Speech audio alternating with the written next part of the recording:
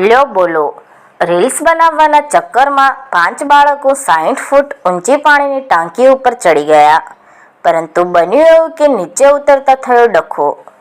સીડી તૂટી અને 3 બાળકો નીચે પટકાયા અને પટકાયેલા બાળકોમાંથી એક બાળકનું મોત નીપજ્યું અને 2 બાળકો ગંભીર રીતે ઘાયલ થયા.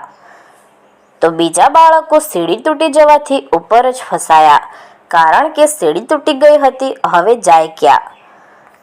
જો કે આ બાબતે સ્થાનિક પ્રશાસન દ્વારા તાત્કાલિક ઘટના સ્થળે પહોંચી જઈ બચાવ કામગીરી હાથ ધરાઈ હતી અને મૃતક એક બાળક સહિત ઘાયલ 2 બાળકોને તાત્કાલિક હોસ્પિટલ ખાતે ખસેડાયા હતા.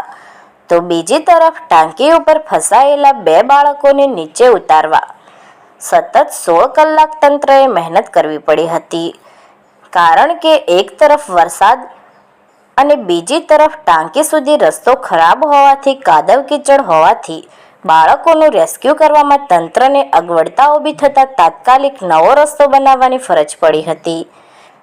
ક્રેઇન લાવવામાં આવી તો એમાં પણ સફળતા ના મળી.